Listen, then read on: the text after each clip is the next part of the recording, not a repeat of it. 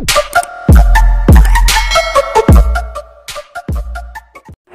mga master! Welcome back again to our channel. Panibagong araw, panibagong kabanata na naman ang pagsumasamayin natin ngayong araw na ito. At kung bago ka sa ating channel, pag-click ang subscribe button and hit the notification bell para updated kayo sa ating mga susunod na videos. So mga master, bago natin simulan ang ating kabanata ngayong araw na ito, huwag po sana natin skip yung ads mga master no, dahil malaking bagay na po yan sa ating munting channel. So simulan na natin kabanata ngayong araw na ito. Let's go! Kabanata 106 hanggang 115. Kabanata 106, Fugitotoy sa Lungguhit 1. Gonzales City, Zedekiah Wharf. Bilang isang coastal city, ang Gonzales City ay may hindi bababa sa 10 pantalan. Ang ilan ay hinabandona, habang ang iba ay nasa operasyon. Ang Gonzales City Wharf ay isa sa mga pantalan na kasalukuyang ginagawa.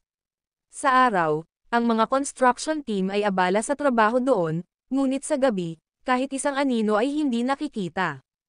Sa sandaling ito, si Julius Reed ay nakatayong mag-isa sa pantalan, mga kamay sa kanyang mga bulsa, nakatingin sa hindi maarak na lalim ng karagatan sa malayo.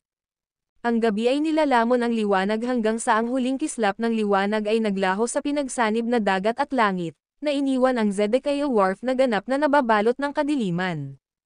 Napakahirap gumawa ng isang hakbang kapag maraming tao sa paligid ng lungsod. Sa pag-iisip tungkol dito, nakaramdam siya ng kabiguan. Ang young master ng 10,000 Mountain Alliance ay talagang nahulog sa punto kung saan siya ay patuloy na sumasailalim sa mga pagtatangkang pagpatay. Wala man lang siyang magaling na empleyado sa tabi niya. Gayunpaman, dumating si Cosmo sa araw na iyon, at mula noon, mapapawi siya sa maraming problema. Hindi nagtagal, isang kaluskos ang nagmula sa kakahuyan. Dahil nandito ka na, lumabas ka. Tumalikod si Julius Reed at sumigaw sa direksyon ng kakahuyan. Matapos magising ang kanyang alaala, bagamat marami pa rin ang hindi niya maalala at isang bahagi lamang ng kanyang lakas ang bumalik, sapat na ito upang harapin ang mga taong ito. Anak, humihingi ka ba ng kamatayan? Isang ninja ang lumabas mula sa kakahuyan. Nakasuot siya ng puti, may pulang tela na nakatali sa ulo, at may dalang nakabaluktot na espada sa kanyang kamay. Fugitotoy. Nakilala ang kasuotan ng lalaki, binibigkas ni Julius Reed ang isang pangalan. Paano mo nalaman na ako yon? Nang makilala niya ang kanyang sarili, medyo nagulat si Fugitotoy, ngunit mabilis siyang inisyan, dahil alam mong ako ito, bakit hindi sumuko ng walang laban?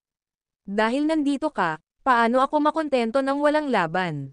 Mabagal na hakbang ang ginawa ni Julius Reed, hakbang-hakbang patungo sa kanyang kalaban. Fugitotoy, ang kilalang ninja. Nagtaglay ng isang prestihiyosong reputasyon sa komunidad ng Shadow Warrior, ang kanyang signature move, Three-Blade Slash, ay kumitil ng hindi mabilang na buhay. Noong nakaraan, kahit na ang mga kabalyero na sinubukang palibutan si Fugitotoy ay tinanggihan ng Three-Blade Slash, na nagpakita ng kanyang kakilakilabot na lakas. Hindi niya binalak na kunin ang trabahong ito, ngunit na-double ang bounty sa loob lamang ng 2 araw. Maraming sikat na Shadow Warriors, na naakit ng bounty at ang pagkahilig sa kanila para sa kompetisyon, na laging naghahanap upang patunayan ang kanilang lakas sa iba, ang humarap sa hamon. Sa underground world, ang mga galaw ng Shadow Warriors ay palihim, at bihira ang direktang paghaharap. Kaya, ang mga bounty ay naging isang mahalagang paraan ng kompetisyon sa kanila. Kung ang 2 tao ay magkakaroon ng parehong bounty, ang unang makakompleto nito ay magkakaroon ng pagkilala at prestihiyo sa komunidad ng Shadow Warrior. Pagkatapos ng kanyang sariling intelligence gathering, nalaman ni Fugitotoy na maraming kilalang Shadow Warriors, tulad ng Five Tigers at The Queen, ang kasangkot sa misyong ito. Napukaw nito ang kanyang interes, at pagdating niya sa Gonzales City, agad siyang kumilos. Ang misyon na ito ay nakakuha na ng napakalaking atensyon sa mundo sa ilalim ng lupa, at kung siya ay manggaguna, ang kanyang impluwensya ay walang alinlangan na tataas. Hindi ko kailangan ng espada para patayin ka. Ngumisi si Fugitotoy ng mapanlate, dahan-dahang sinuot ang kanyang espada sa likod niya. Bago ang kanyang pagdating, siya ay nag-imbestiga at nalaman na ang Julius Reed na ito ay may isang simpleng background na walang natitirang mga kakayahan.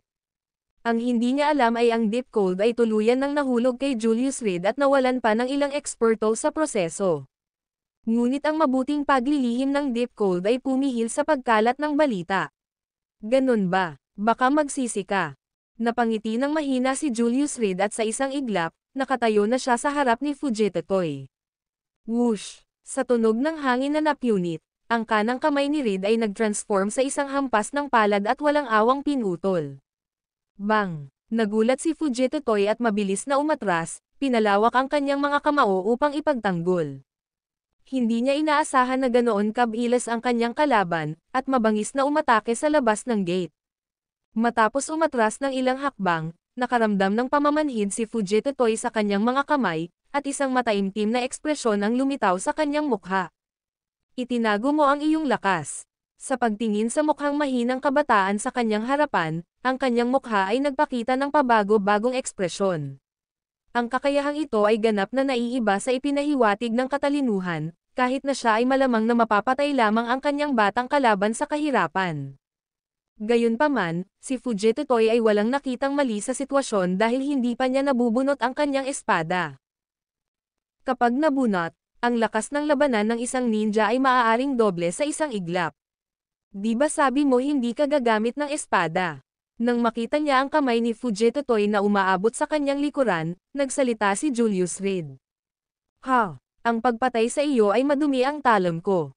Nakaramdam ng kahihiyan sa komento ni Reed, nagmamadaling sumugod si Fujitotoy, ang kanyang mga kamay ay naging mga kuko habang marahas niyang inabot upang sunggaban. Iyan lang ba ang mayroon ka? Sa pagharap sa isang biglaang pag-atake mula sa kanyang kalaban, pinaikit ni Julius Reed ang kanyang mga mata at tumayo, hindi gumagalaw ng isang kalamnan. Mayabang. Nakaramdam ng insulto si Fujitotoy. Ang hakbang na tinangka niya lang ay isa sa mga killer technique niya. Nangangahulugan na ang kanyang kalaban na hindi umiwas ay minamaliit siya. Mamatay. Galit na galit, lalo pa siyang nagpuwersa sa kanyang mga kamay at nagsimulang magmura. Bang! Nang dumating ang dobleng kuko sa kanyang mukha, ibinaluktot ni Julius Reed ang kanyang katawan sa isang hindi kapani-pani walang anggulo, habang ang kanyang kaliwang paa ay humahampas sa hangin. Palibhas ay sumable sa kanyang welga, si Fujitotoy ay hindi pa nagkaroon ng oras upang mapagtanto kung ano ang nangyari nang siya ay tinamaan sa dibdib ng sipal na iyon. Splurt! Isang spray ng sariwang dugo ang sumambulat mula sa kanyang bibig, ang kanyang kanang kamay ay lumitaw sa kanyang likuran sa isang iglap. Hiwain! Sa isang sinag ng malamig na liwanag, iginuhit ng ninja ang kanyang talam. Sa sandaling ito, wala siyang pakialam kahit ano paman. Ang mahalaga lang ay makapatay siya, anuman ang sinabi niya noon. Sa pagharap sa biglaang pag-atake, umiwas si Julius Reed sa gilid at mabilis na umatras. Klang! Ang kislap ng talam ay tumama sa lupa ng Zedekiah Wharf, na nabasag ang bluestone pavement.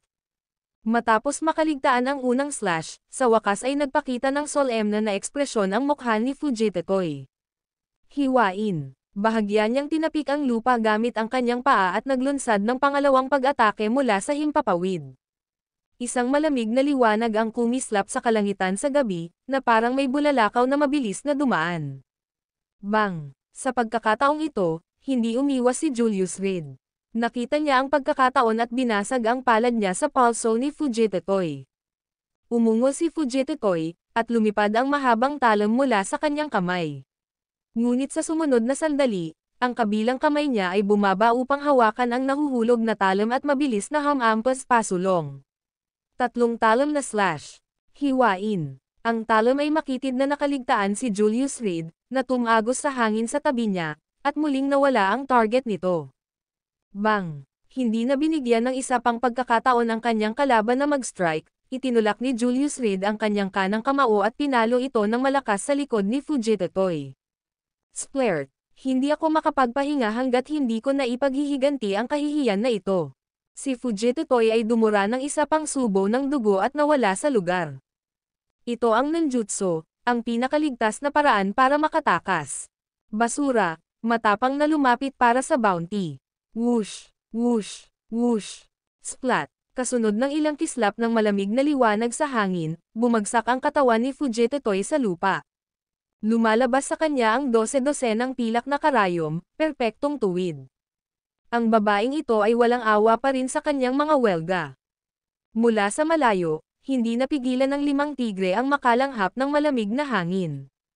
Alam na alam nila kung ano ang mga pilak na karayom na iyon, ang natatanging nakatagong sandata ng Reyna, ang 9 Heavenly Spirit Needles. Pinahira ng malakas na lason, ang pagkakadikit ay nangangahulugan ng tiyak na kamatayan sa loob ng 10 minuto.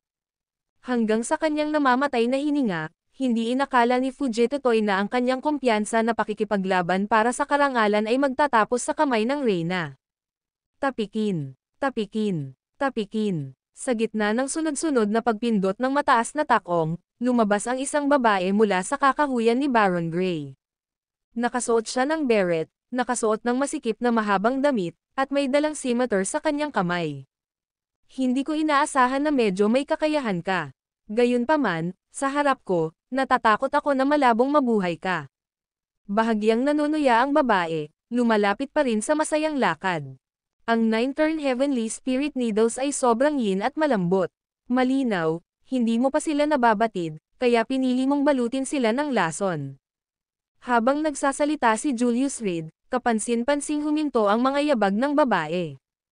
Ang video na ito ay edited by Urban Storytelling. Kabanata 107, 9 Revolutions Heavenly Spirit Needles sa lungguhit L. Sino ka? Kinusat-kusot ni Cosmo ang kanyang mga mata at mahigpit na hinawakan ang kurbadong talam sa kanyang kamay. Ang dahilan kung bakit siya nagpahid ng lason sa kanyang mga karayom ay dahil hindi niya makontrol ang puwersa ng 9 Spirit Needle, na ang ibig sabihin ay makakasakit lamang siya ng mga tao, ngunit hindi sila papatayin. Ngunit ang lihim na ito ay alam lamang niya. Nang maramdamang may biglang nagbanggit nito, naramdaman niya ang lamig sa kanyang gulugad. Sino ako? Hindi mo ba alam? Si Julius Reed ay tumalikod sa kanya, tila hindi natatakot sa isang potensyal na biglaang pag-atake. Ang tanong na ito, gayunpaman, ay nag-iwan kay Cosmo na nawalan ng mga salita. Tinanggap niya ang bounty, pumunta siya para pumatay ng tao, at ngayon ay tinatanong niya ang kabilang partido kung sino sila. Ito ay talagang medyo hanggal. Ngunit ang dignidad ng Empress ay hindi maaaring yurakan. Magsalita ka, paano mo nalaman? Hindi siya mapakali nang hindi nakakakuha ng sagot sa bagay na ito. Bukod dito, kung ang balita ay tumagas, ito ay lubhang di kanais-nais sa kanya. Sino ang nakakaalam kung gaano karaming mga tao ang nakakaalam ng kanyang kahinaan? Sa mundo ng Shadow Warriors, ang bawat kahinaan ay posibleng nakamamatay. May 5 lalaki dyan, palihim na palihim. Kung tutulungan mo akong alagaan sila, natural na malulutas ko ang puzzle mo. Nakatalikod pa rin sa kanya si Julius Reed, na nakaturo gamit ang kaliwang kamay sa direksyong timog kanluran. Damn it! Sa pamamagitan ng kanyang binocular, nagmura si Mr. Immortal sa ilalim ng kanyang hininga. Kitang-kita niya ang target na nakaturo sa direksyon nila, at kasabay nito, ang tingin ni Cosmo ay nagsimulang lumipat sa kanila. Boss, nalantad na tayo. Sumimangot ng malalim si Mr. Immortal. Hindi ito dapat mangyari. Itinago nila ang kanilang presensya at walang ginawang paggalaw, taon ng karanasan bilang Shadow Warriors dapat na panatilihin silang hindi natukoy habang nakatago dito. Teka, lahat, huwag kang padalos-dalos, baka isang daya. Ang boss, na mas matanda at mas may karanasan, ay lumitaw na mature at matatag sa sitwasyong ito. Sa maraming mga operasyon, ang mga may ilang karanasan ay magkukunwering magsisiyasat para sa mga nakatagong panganib sa kanilang paligid. Maraming padalos-dalos at hindi mapakali na Shadow Warriors, na walang matatag na pag-iisip, ang maaaring tumalon at ilantad ang kanilang mga sarili. Tama si boss, mabilis naman silang sumang-ayon. Marami na silang napagdaanan na operasyon at ang bawat isa sa kanilang mga kasanayan ay medyo kakilakilabot. Bukod dito, sa panahong ito, hindi sila nakagawa ng kahit isang tunog. Kung sila ay natuklasang nagkukubli sa kalahating araw dito, sila ay nalantad ng si Fujitotoy ay gumawa ng kanyang paglipat, at hindi lamang ngayon. Whoosh, whoosh, whoosh. Ngunit bago pa man sila makatapos sa pagsasalita, sunod-sunod na pilak na karayom ang tumusok sa hangin, na mabilis na tumakbo patungo sa 5 tigre. Dodge. Sa sandaling marinig nila ang ingay, lahat sila ay mabilis na umatras pa atras. Klang, klang, Klang. Ang mga pilak na karayom ay hiniwa sa kagubatan, na ipinako sa mga puno ng kahoy sa likod nila. Lumabas ka. Tumingin si Cosmo sa kakahuyan at malamig na tumawag. Hindi niya napansin ang 5 tigre, ang kanilang kakayahang itago ang kanilang presensya ay napakahusay. Kung hindi dahil sa itinuro ni Julius Reed ang eksaktong direksyon, malamang nananatili siyang nakakalimutan kahit hanggang sa huli. Sa pag-iisip nito, mas naging komplikado ang pagtingin ni Cosmo kay Julius Reed. Ang kanyang mga pandama ay higit sa kanya, at alam niya ang kahinaan ng kanyang pinahahalagahan na 9-turn Spirit Needle. Anong klaseng tao siya? Empress. Isang karangalan. Sa sandaling iyon, ang 5 tigre ay lumabas mula sa kagubatan, na mukhang magulo. Ang nangungunang amo ay lumabas na walang sando, na may tato na mabangis na tigre sa kanyang dibdib. Kung iisipin kung sino iyon. Ito pala ang 5 daga.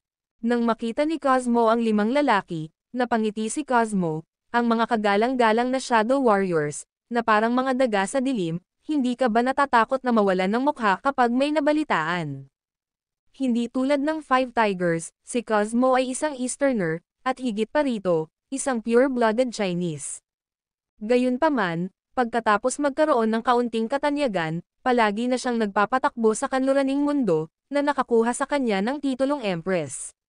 Nagkataon lang na nakita namin ang Empress na kumilos at naisip namin na hindi nararapat na abalahin siya, kaya nagtago kami sa dilim, sabi ni Mr.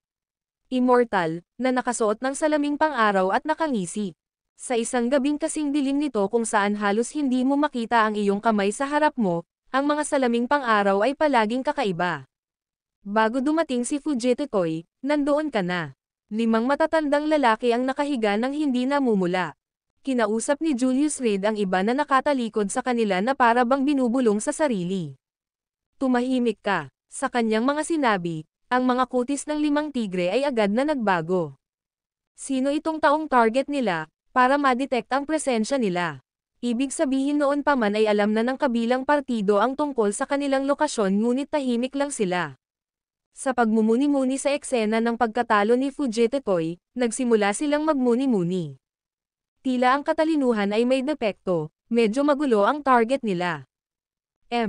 Iniisip mo ba ang mantis na sumusubaybay sa cicada, hindi alam ang Oriole sa likod? Malamig na tanong ni Cosmo. Kilalang-kilala niya ang 5 tigre, sila ay hindi mabuti, walang prinsipyo sa kanilang mga aksyon. Sila ay quintessential Shadow Warriors, walang bottom line, handang gawin ang lahat para makamit ang kanilang mga layunin. Pagtingin sa likod ni Julius Reed, nakaramdam ng lamig si Cosmo. Kung talagang lalaban sila at ang 5 Tigers ay naglunsad ng palihim na pag-atake mula sa likuran, baka masugatan siya. Sa 5 kalaban at nasa ibang bansa, ang pinsala ay magpapahirap sa pagtakas. Mayroong maraming mga nakinuha up ang bounty, na may hindi mabilang na mga mata nanonood sa lihim. Empress, pwede ba akong mag-suggest? Niluwagan ni Baron Gray ang mga butones sa kanyang floral shirt at nagsalita, sa nakikita mo, ibang-iba ang target sa inaakala natin. Malakas si Fujitotoy pero natalo niya. Pagkatapos ng isang paghinto, nagpatuloy siya, sa hindi mabilang na mga mata sa amin, kung magsisimula tayong makipaglaban, tiyak na hahayaan natin ang iba na umani ng mga benepisyo. Mas mabuting magsanib puwersa tayo, patayin siya, at hatiin ang bounty. Talaga, kung hindi, kung lalaban tayo, ito ay makikinabang sa iba. Dapat kang maging malinaw tungkol sa mga kahihinatnan ng pagkakasugat sa isang banyagang lupain, matigas na sabi ng pinuno, ang kanyang mga salita ay may bahid ng babala. Fujitotoy, kung sa ibang pagkakataon, tumakas sana siya at hindi mo siya mapipigil. Kahit na hindi siya ang iyong kapareha, hindi kasing simple ng inaakala natin ang nanjutsu. Ang pang-apat na lalaki, na itinuro ang katawan ni Fujitotoy at dinidilaan ang kanyang mga labi, ay nagsabi, Empress, walang nakamamatay na away sa pagitan natin. Bakit hindi hatiin ang bounty, para sa kasiyahan ng lahat? Ayon sa kanilang kaalaman, marami ang kumuha ng pabuya, at sila ang unang batch na nakarating sa Gonzales City. Habang dumarami ang Shadow Warriors, magiging mas komplikado ang mga bagay. Tinitigan ni Cosmo ang bangkay ni Fujitotoy sa lupa at nagsimulang magmuni-muni ng malalim. Ang iba ay tama. Bagamat hindi siya kalaban ni Fujitotoy, kung gusto niyang tumakas, maaaring hindi niya talaga siya mapanatili. Ang dahilan kung bakit kaya niya itong patayin gamit ang siyam na turn Celestial Needle ay dahil si Fujitotoy ay nasugatan na sa pakikipaglaban nila ni Julius Reed. Empress, unawain mo ang sitwasyon. Nang makita siyang malalim ang iniisip, muling nagsalita ang pinuno. Habang tinitingnan ni Cosmo ang silhouette ni Julius Reed, nahaharap siya sa isang dilema. Kung papatayin niya ang target, hindi niya alam kung kailan mawawala ang kanyang pagdududa. Ngunit kung hindi, dapat ba niyang hayaan ang 5 Tigers na kunin ang bounty? Ito ay hindi lamang isang pagkawala ng pera, ang pinsala sa kanyang reputasyon ay mas malaki pa. Simple lang para sa iyon na patayin ang 5 iyon nang hindi nasugatan. Maya-maya lang, dahan-daang tumayo si Julius Reed at naglakad papunta sa katawan ni Fujitotoy. Walang muwang na bata, ngayon ay sasanib puwersa namin ang Empress at papatayin ka dito mismo. Nang makitang hindi nagsalita si Cosmo, alam ng 5 tigre ang kanyang sagot. Ganun ba? Yumuko si Julius Reed, kumuha ng pilak na karayom sa katawan ni Fujitotoy, at bigla itong ipinitik sa dagat. Splash! Sa kalmadong ibabaw ng dagat, bumuhos ang ambon ng tubig. Ang video na ito ay edited by Urban Storytelling. Kabanata 108, umuwi na tayo sa Lungguhit L. Mayroon siyang kasanayan. Magsanib puwersa tayo at tapusin siya ng mabilis. Nang makitang isiniwalat ni Julius Reed ang ganoong hakbang, nagsimulang magmukhang mas solemn na ang 5 Tigers. Bilang Shadow Warriors sa loob ng maraming taon, nakatagpo sila ng hindi mabilang na mapaghamong target, ngunit palagi nilang nagagawa ang kanilang mga gawain, umaasa sa mahigpit na pagtutulungan nilang 5. Empress, nagmamadali ang mga tao dito, mas mabuting pag-isipan mo ito. Nilinggan ng panganay si Cosmo, naglalayong palakasin ang kanyang pasya. Sa mata ng 5 tigre, si Julius Reed ay hindi kapani-pani walang hanggal. Ano ang silbi ng pagbubunyag ng kanyang antas ng paglilinang sa ganoong kritikal na sandali, maliban sa pagtulak sa Cosmo sa kanilang panig? Ngunit, sa kanilang pagtataka, dahan-daang lumingon si Cosmo, at inilantad ang hubog na talam sa kanyang kamay. Empress, ano ang ibig mong sabihin dito? Ngayon mo lang nakita ang kanyang kakayahan. Nang makakita ng pagbabago sa ugali ni Cosmo, nagmamadaling nagsalita si Mr. Immortal, kung mag-aaway tayo, sigurado ka bang hindi niya sasamantalahin ang pagkakataong umatake? Napakalakas ng mga kakayahan ni Julius Reed. Matapos masaksihan ang mga karayom na pilak sa dagat, nakaramdam pa sila ng dampi ng pangamba. Kung si Cosmo ay magsisimula ng isang labanan sa kanila, at si Julius Reed ay kumilos, ang mga kahihinatnan ay hindi maiisip. Gumawa ako ng sarili kong mga desisyon, nang hindi nangangailangan ng mga aralin mula sa iba. Matapos sabihin ito ng malamig, mabilis na nalaslas ang hubog na talom ni Cosmo. Klang! Ang panganay ay nag-swing ng cudgel sa hangin, nag-iwan ng bakas ng mga spark sa gabi. Cosmo, nasisiraan ka na ba ng isip? Sa ganitong panahon, dapat tayong magkaisa laban sa ating mga kaaway, hindi lumalaban hanggang kamatayan. Sa 5 tigre, tanging ang pinakamatanda ang pinakamagaling sa pakikipaglaban. Hawak ang isang bakal na cudgel na mahusay na ginawa, ang kanyang husay sa pakikipaglaban ay kakilakilabot. Sinabi ko na, hindi ko kailangan ang iyong mga aralin. Pinaikit ni Cosmo ang kanyang mga mata, at ang kanyang kurbadong talam ay pumutok sa hangin muli. Mula nang isagawa ni Julius Reed ang Silver Needles in the Sea, alam na niya kung ano ang dapat niyang gawin. Dahil mas bihasa pa ang execution niya kaysa sa kanya. Hindi niya naayos ang kahinaan ng 9 Revolution Spiritual Needle sa loob ng maraming taon. Bilang resulta, sa panahon ng labanan, kinailangan niya itong balutan ng lason para mapahusay ang kanyang martial prowess. Ngayong kabisado na ni Julius Reed ang 9 Revolution Spiritual Needle, sa napakahusay na antas, kailangan niyang sumugal. Dahil ang pagkawala ng pagkakataon ngayon ay maaaring maging kanyang pinakamalaking pagsisisi. Klang! Ang kurbadong talam ay tumama sa cudgel ng husto, kaya napilitan ang panganay na umatras ng ilang hakbang.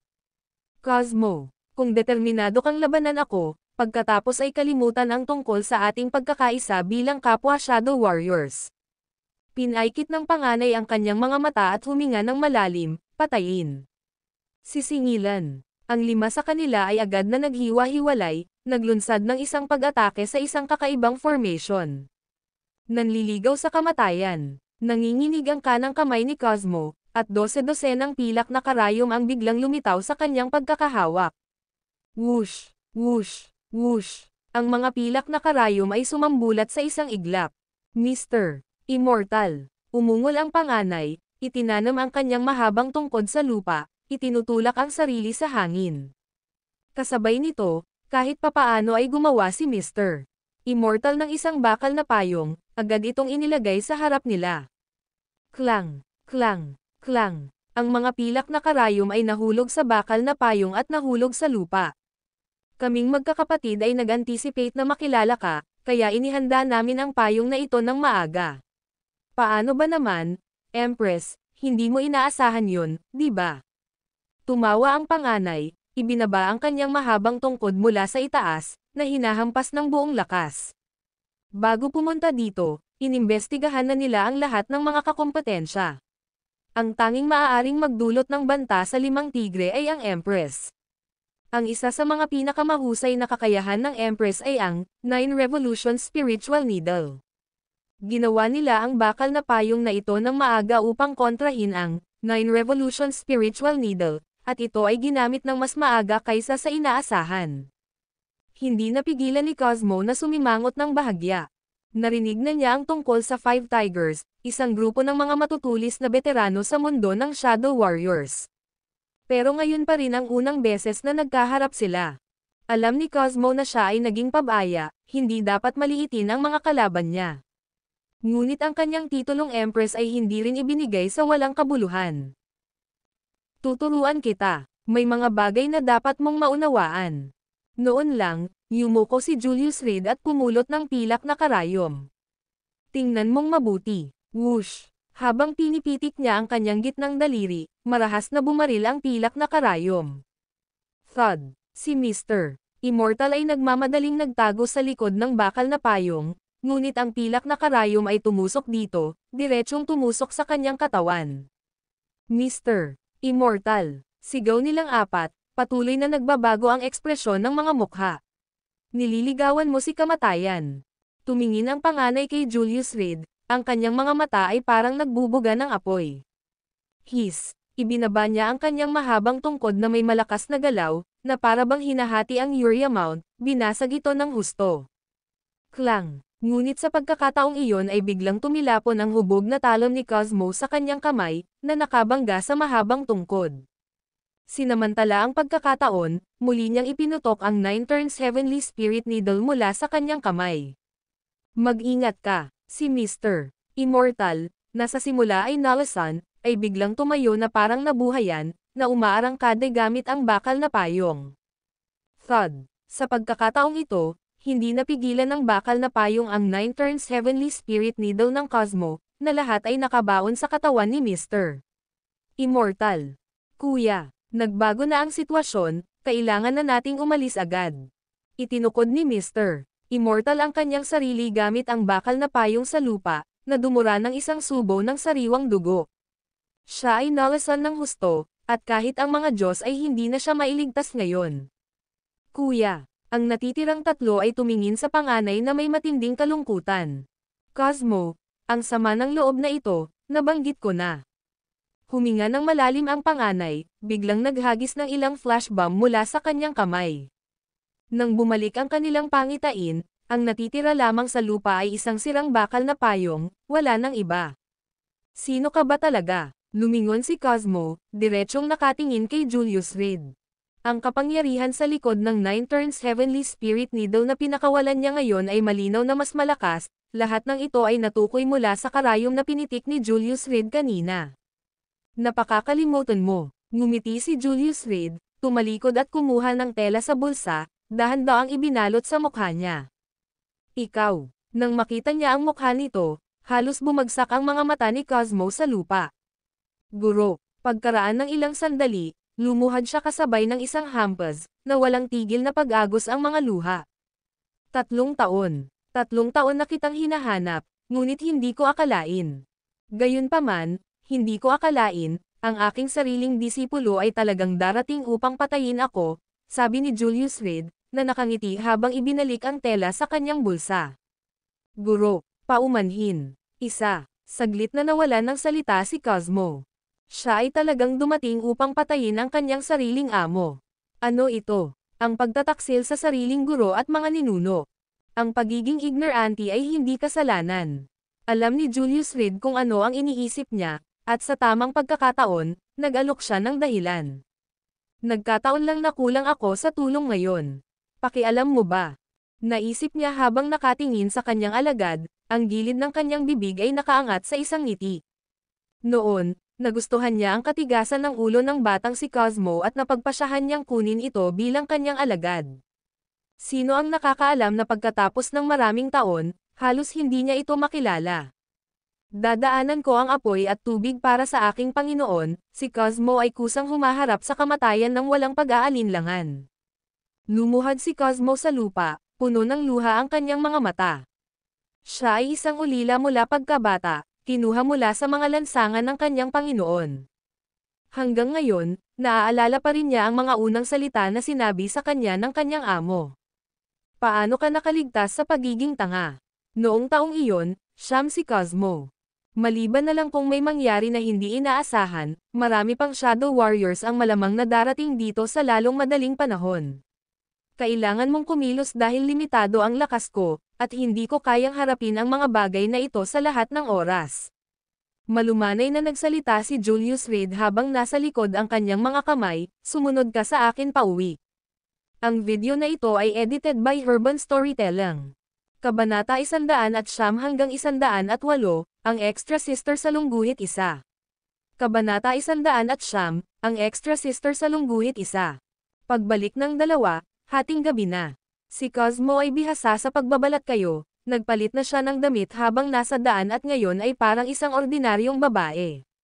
Pagpasok pa lang ni Julius Reed, nakita niya ang buong pamilya na nakatayo at nakaupo sa sala, nagme-meeting. Sa kanyang pagbabalik, ang mga taong iyon ay tumahimik. Sa pamamagitan ng isang benda na nakabalot sa kanya, si Federico Hierro ay tumingin kay Julius Reed na may mga mata na puno ng takot, ngunit may halong mali siya. BC. Awkward na bati ni Julius Reed sa kanila.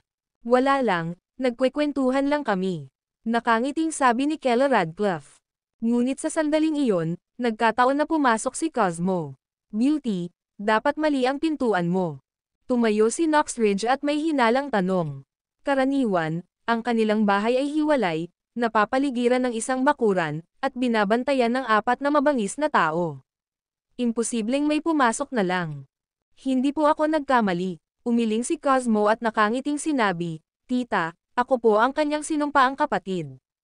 Swear sister. Nang marinig ang tatlong salitang ito, nabaling ang tingin ng lahat kay Julius Reed. Anong tinitingin-tingin mo? Siya lang ang sinumpaang kapatid ko. Aayusin ko siya ng kwarto. Naramdaman ni Julius Reed ang paglubog ng kanyang puso at tumingin kay Cosmo na may medyo kakaibang ekspresyon. Sa katunayan, nakalimutan ng dalawa na ihanay ang kanilang kwento bago dumating. Ngayong binanggit na ni Cosmo ang mga salitang, sworn sister, natakot siyang hinding-hindi niya malilinas ang kanyang pangalan, kahit na tumalon siya sa Yellow River. Maghintay. Pinigilan ni Knoxridge ang dalawa, na nagtatanong sa tono ng panunuya, well, Julius. Tambo, wala akong ideya. Habang nasa bahay ka namin, lagi mong ginagawa ang paglalaba at pagluluto, sobrang maamo. Ano ngayon, may pera at lumalabas ang iyong tunay na kulay. Ayon sa kahilingan ni Julius Reed, walang pagpipilian si Keller Radcliffe kundi magsinungaling na ang kapatid ni Julius Reed ay isang mayamang tao, na kamakailan ay natagpuan siya at binigyan siya ng isang halaga ng pera. Kung hindi, hindi nila maipaliwanag ang malaking bahay at ang mga mag-agarang sasakyan sa bakuran. Kahit na sinabi ni Keller Radcliffe na siya mismo ang bumili sa kanila, hindi tanga si Burl Radcliffe. Ang kaunting pagtatanong ay magsiwalat ng katotohanan. Ang ginagawa ko ay ang aking negosyo. Hindi ito lugar ng ibang tao para makialam. Hindi na siya pinansin ni Julius Reed at tumalikod na para umakyat. Tumigil ka dyan. Ang pakiramdam na hindi pinansin ay labis na ikinainis ni Knoxridge. Mainit ang ulo niya noon pa man, at sobra-sobra na ito para lunukan niya. Nanay, mabilis na lumapit si Keller Radcliffe para maayos ang mga bagay-bagay. Bagamat nagtatanim din siya ng mga hinala tungkol sa pagkakakilanlan ng babaeng ito, ang kanyang kamakailang pag-unawa kay Julius Reed ay pinili niyang magtiwala sa kanya. Si Julius Reed ay talagang hindi ganoong uri ng tao. Mula sa insidente ng Titan Group, alam niyang napakayaman ni Julius Reed. Kung talagang gusto niya ang isang babae sa labas, bakit si Julius Reed ay gugugol ng labis na pagsisikap at pera upang tulungan siyang agawin ang posisyon bilang chairman ng Radcliffe Group? Keller Radcliffe. Malakas na nagmura si Knox Ridge, at pagkatapos ay sinabi na may dismayadong tono, Ikaw. Ikaw. Ako, si Knox Ridge, ang nanganak sa iyo. Ang sarili mong lalaki ay nanggugulo sa labas, at ngayon ay nagdala siya ng kakaibang babae pauwi, at tahimik ka. Wala ka na talagang pag-asa. Sa kanyang mga mata, si Julius Reed ay maaaring may kabit na babae sa kung saan. Bukod pa rito, ang mga pangyayari noong mga nakaraang araw ay naging dahilan upang ang dating sumunod na manugang na lalaki ay naging mayabang, na hindi siya siniseryoso o si Keller Radcliffe. Kung hindi nila ito maingat na hawakan ngayon, malamang na hindi aabutin ng maraming araw bago itaboy ang kanilang buong pamilya. Upang manirahan sa mga lansangan. Nay, hindi mo kailangang mag-alala tungkol sa ating mga gawain. Lumapit si Keller Radcliffe kay Julius Reed at tumingin sa kanyang mga mata. Nagtanong, wala talaga. Wala, umiling si Julius Reed, malinaw ang kanyang mga mata. Sige, simula ngayon, ang babaeng ito. Ano ang pangalan mo? Lumingon si Keller Radcliffe kay Cosmo. Cosmo.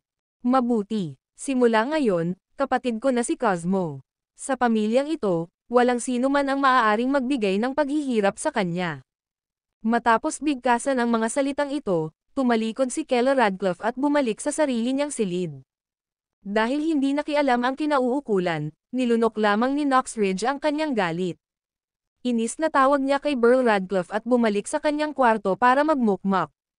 Sina Federico Hierro at Emerick Ridge ay inayos na matulog sa mga makeshift bed sa sala. Pagkatapos ng lahat, ang labis na pagkakasala kay Julius Reed, tiyak na hindi sila papakawalan ni Keller Radcliffe ng madali. Pinilit ni Knox Ridge na manatili, tama ba? Tingnan natin kung gaano sila katagal sa sala. Master, medyo magulo ang pamilya mo. Pagkapasok sa kwarto sa pinakataas na palapag ay nagtanong si Cosmo na may halong misteryo. Yung isa, asawa ba siya ni Master? Tama, nakasando sa kanyang upuan na nakapikit, si Julius Reed ay nagtanong, bakit mo sinabing ikaw ang aking sinumpaang kapatid? Hindi niya maisip kung bakit si Cosmo, isang karaniwang maingat na tao, ay gagawa ng ganoong pagkakamali. Ang simpleng pag-aangkin na kapatid niya, o kahit isang malayong kamag-anak, ay maiiwasan ang lahat ng hindi pagkakaunawaan. Bilang isang profesional na shadow warrior, kung hindi man lang niya maisip iyon, hinding-hindi ito maniniwala ni Julius Reed.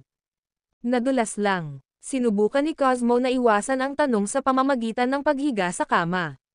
Binibigyan kita ng huling pagkakataon, maglinis ka. Whoosh! Isang kislap ng pilak ang dumaan sa ilong ni Cosmo, at diretsyong tumama sa dingding. Guro, nagulat si Cosmo at mabilis na napaupo, na mukhang naagrabyado, bago pumunta dito, nakuha ko na ang lahat ng impormasyon mo.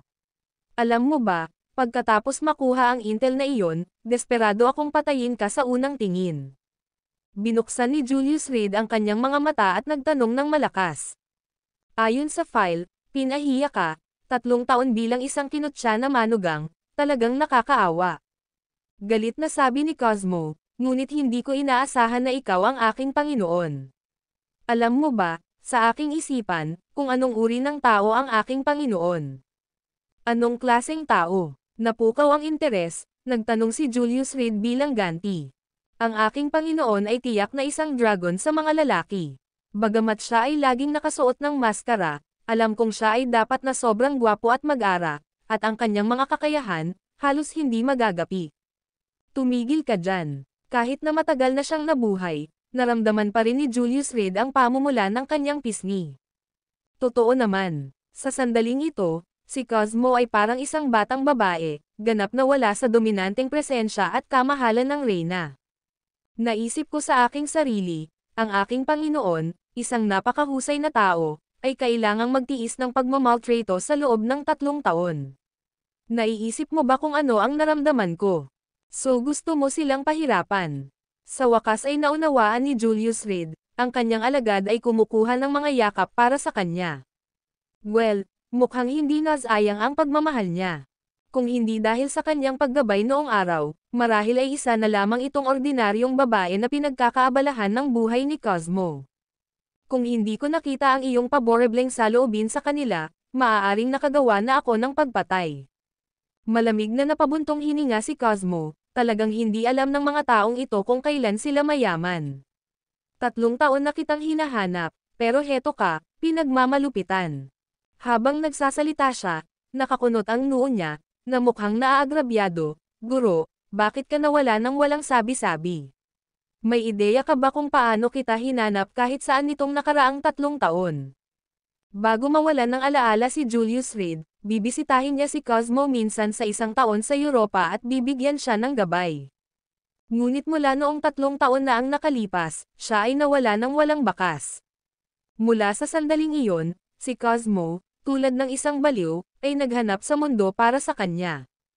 Ngunit ngayon lang niya nakita si Julius Reed na nakamaskara at hindi niya alam kung ano talaga ang hitsura nito. Sige, simula bukas, pananagutan mo na ang pagprotekta sa asawa ng iyong master. Medyo nagkaproblema tayo nitong mga nakaraang araw, kaya magiging mahirap. Tumayo si Julius Reed, naglakad papunta sa pintuan ng kwarto, at marahang pinatay ang ilaw. Magandang gabi. Ang video na ito ay edited by Urban Storytelling. Kabanata 110, mayabang na motorcade sa Lungguhit L. Kinaumagahan, umalis si Julius Reed sa kanyang tirahan kasama si Cosmo at nagtungo sa Ridge family sa Five River Province. Naghahanda siyang magtayo ng sarili niyang kumpanya para suportahan ang Radcliffe Group at hadlangan ang malalaking manlalaro sa Five River Province.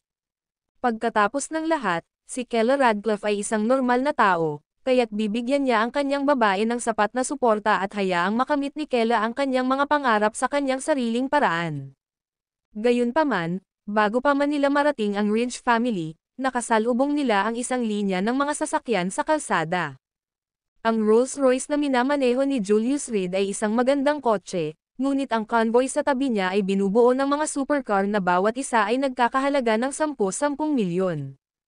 Maging sa kanila ay 2 na limitadong edisyong supercar sa buong mundo. Sinamahan ng isang pagsabog ng malakas na ingay ng makina, ang mga supercar sa likod ay nagsimulang bumusina. Dahil ang Ridge family ay matatagpuan sa isang idyllic retreat, ang daan patungo doon ay hindi masyadong maluwag, isang simpleng 2-lane na ruta. Ang ilang mga supercar ay nag-overtake gamit ang kabilang linya, habang ang iba ay kailangang sumunod sa likod.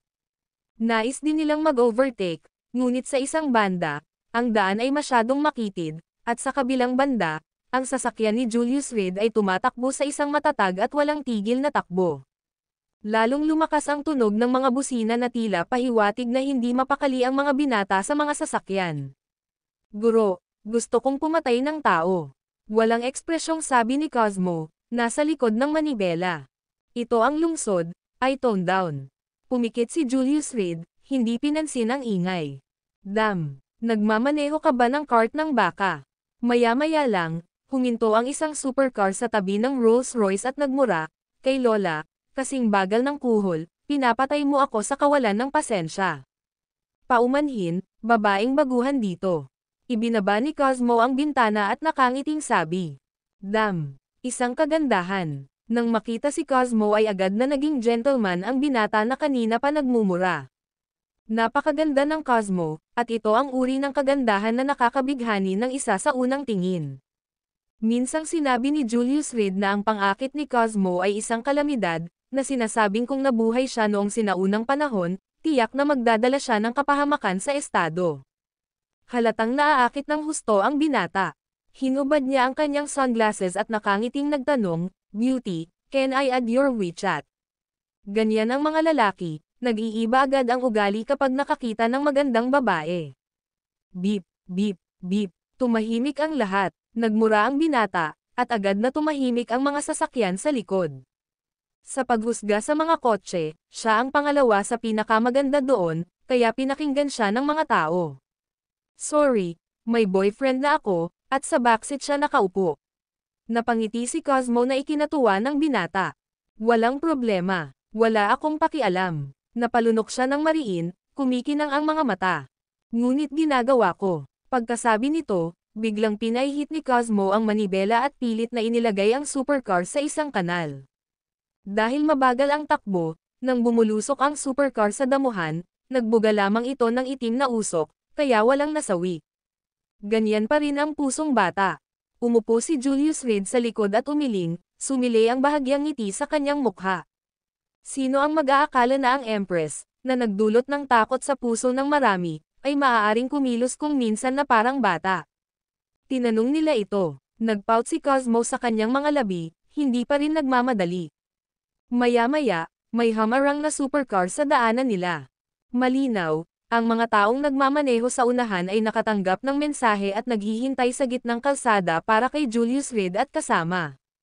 Boom! Nang walang anumang pag-aalinlangan, nabangga ito ni Cosmo. Damn it! Psychopath!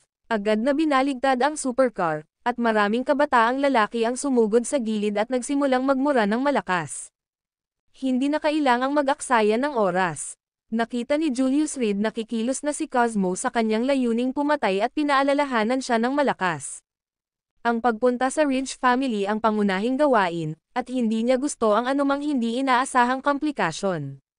Sige, sa mga salita ng kanyang amo, walang nagawa si Cosmo kundi pigilin ang kanyang galit at binilisan ng husto ang throttle. Makalipas ang ilang sandali, nakarating sila sa paanan ng isang bundok. Sino pumunta doon? Hindi pa man nakakalabas ang dalawa sa sasakyan ay may tanong na umalangaw-ngaw sa kanilang mga ulo. Tamang pasukan. Walang masyadong alam si Cosmo tungkol sa Ridge family, and strictly speaking, nalaman lang niya ang hitsura ni Julius Reed at ang pangalan nito noong nakaraang gabi. Sa pagkakaroon ng hindi mabilang na mga taon, nasanay si Julius Reed sa kanyang sarili na maghanap ng kaunting kasiyahan sa ganitong paraan. Sabihin ang iyong pangalan, sino ang maglakas loob na lumapit? Muling tumunog ang nagtatanong na boses mula sa itaas. Teng! Tumalon si Julius Reed, nakatapak sa isang bato para lumipad sa hangin, biglang bumagsak ng malakas. Boom! Ang bundok ay yumanig, at pagkatapos, nakakagulat, isang pinto ang bumukas. Ito, maging si Cosmo ay medyo nawalan ng masabi. Ito ay isang kahangahangang gawa upang ilagay ang tahanan sa loob ng bundok. Gayunpaman, ang mas nakakaintriga kaysa doon ay ang kanyang sariling amo, dahil paano niya nalaman na buksan ang pinto. Ako ang nag-ayos nito. Tila naiintindihan ang kanyang pagkalito, nagsalita si Julius Reed. Ilang taon na ang nakalilipas, habang dumadaan siya sa lugar na ito sa isang blizzard, nakarating siya sa bahay ng isang ordinaryong pamilyang sakahan, na ang may-ari ay pinagamot siya ng kaunting inumin at karne na mayroon siya. Mula sa sandaling iyon, binigyan ni Julius Reed ng pagkakataon ang magsasaka, at ang simpleng kababayan na iyon, sa pamamagitan ng sarili niyang pagsisikap, ay naging isang mayamang tycoon. Ito ay tumagal ng mahigit 100 taon, sa kalaunan ay umabot sa mga kamay ni Truman Ridge. At ang ayos nga ng mansyon na ito ay inukit ni Julius Reed sa mga dingding ng Ridge family gamit ang chopsticks habang lasing siya. Nang maglaon, nang umunlad ang Ridge family, gumastos sila ng malaking halaga upang maitayo ang mansyon batay sa disenyong iyon. Tara na, sumenya si Julius Reed na may engranding kilos, pinapasok si Cosmo sa loob. Ang mga pangyayari ngayon ay mareresolba sa isang salita lamang mula sa kanya. Ngunit dahil malaki ang naitulong ng Ridge family kamakailan, nagpasya siyang tingnan ang kanyang sarili. Iniisip niya kung ano na ang naging pamilya ng Ridge pagkatapos ng napakaraming henerasyon. Sino ta? Pagpasok pa lang nila sa patio ng mansyon ay nakita na nila ang ilang lalaking nakasuot ng sinaunang damit na nakaharang sa kanilang daraanan. Ang mga nanghihimasok ay may isang landas lamang, kamatayan. Narito ako para sa Truman Ridge. Pumunta at ipaalam sa kanya, sabi ni Julius Reed, pagkatapos ay nagpatuloy sa pagsulong. Hakbang ka pa, at tiyak na mamamatay ka. Nang makitang walang balak na tumigil si Julius Reed, muling nagbanta ang mga lalaki at pamwesto, handang kumilos. Cosmo, ibaba mo sila. Naglakad pasulong si Julius Reed na walang ekspresyon ang mukha. Ang isang lugar na gustong bisitahin ng Young Master ng 10,000 Mountain Alliance ay hindi maaaring hadlangan ng sinuman. Naghahanap ng kamatayan. Nagpalitan ng tingin ang mga lalaki, pagkatapos ay nagsisigawan ng mabangis. Bang! At the same time, Cosmo made her move. Hindi na niya kailangan pang gamitin ang 9 Revolutions Heavenly Spirit Needle, isang sipa ang nagdala ng isang lalaki na bumagsak sa lupa. Bang! Bang! Ang natitirang dalawa ay mabilis na ibinaba ni Cosmo sa isang kisap mata, mayroon siyang ganoong kagalingan. Hindi pinapansin ang nagtatakang tingin ng mga lalaki, si Julius Reed ay casual na naglakad papasok sa loob habang ang kanyang mga kamay ay nakapulupot sa kanyang likuran. May panghihimasok sa mansyon. Isang lalaki sa lupa ang naglabas ng kanyang walkie-talkie, masakit na sumisigaw. Inaasahan nila ang kanilang sarili na mga eksperto, ngunit halos hindi makayanan ang isang suntok mula sa babaeng ito. Samantala, dumating na ang convoy ng sports car sa base ng bundok at huminto. Finian Ridge, mukhang ang mga taong ito ay pumunta sa iyong lugar. Itinuro ng isang kabataan ang medyo napinsalang Rolls-Royce, nag-iisip na nagsasalita. Kuya Samuel, ang tawag mo kung paano ito haharapin ngayon. Kahit na ano. Magpasya ka, ang iyong mga kapatid ay walang sama ng loob. Nabugbog at bagbog ang binata na nataman sa kanal, halatang hindi gaanong nasugatan. Ngayon, kahit sino pa siya, kung maglakas loob siyang guluhin ang kapatid ko, hindi ko siya hahayaang umalis na nakatayo. Malamig na bamantong hininga si Finian Ridge, pagkatapos ay iwinagayway ang kanyang kamay at sinabing, "Tara na." Ang video na ito ay edited by Urban Storytelling. Kabanata 111, Takot sa Init.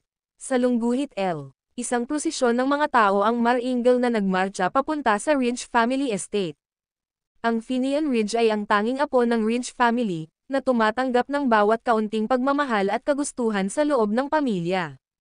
Ngunit sa ilang kadahilanan, mula noong henerasyon ni Truman Ridge, ang Ridge Family ay nagsimulang maging manipis sa bilang. Nagkaroon nga siya ng ilang anak na lalaki, ngunit sa henerasyon ng apo, si Finian ang nag-iisang lalaki, at ang iba ay mga babae. Bilang nag-iisang lalaking tagapagmana ng Ridge Family, halos ipinanganak si Finian na may gintong susi sa kanyang bibig. For the past 20-something years, wala siyang ibang magawa. Ngunit gumastos ng pera at magsaya. Kahit na sa mahigpit na pinamamahala ang mansyon ng Ridge Family, maaari siyang pumunta at umalis ayon sa gusto niya kasama ang kanyang entourage ng mga bastos at bastos. Ang mga miyembro ng Ridge Family, naman, ay nagmahal sa kanya, hinahayaan siyang gawin ang gusto niya. Sa Five River Province, kahit ang 4 Young Masters ay kailangang magbigay ng mukha sa Finian. Dahil ang Ridge Family ay hindi nagkukulang sa pera, hindi kailanman sineseryoso ni Finian ang kanyang pag-aaral at hindi nagtataglay ng anumang partikular na kakayahan. Dahil itinuturing na isang Panginoon mula sa murang edad, hindi mahirap isipin ang pagmamataas ni Finian. Ngayon, nang ang kanyang sariling mga tao ay nabuli, at ang mga salarin ay dumating lamang sa kanilang Ridge Estate, si Finian ay natural na gustong gumawa ng isang pagpapakita ng paghihiganti.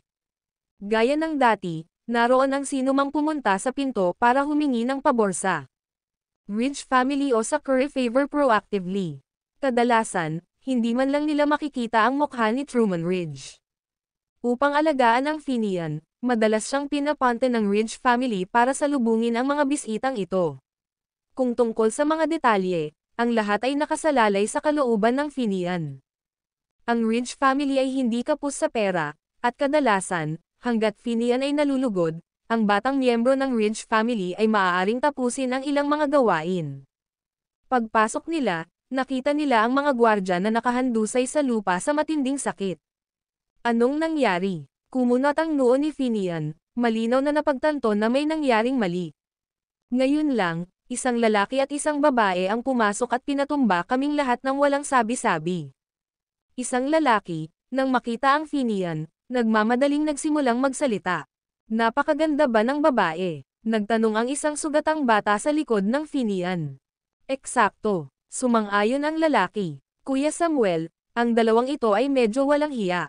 Isang bagay para sa kanila na bugbugin ang ating mga kapatid, Ngunit ngayon ay pumunta sila sa Ridge Estate upang manggulo, hindi natin ito kayang panindigan.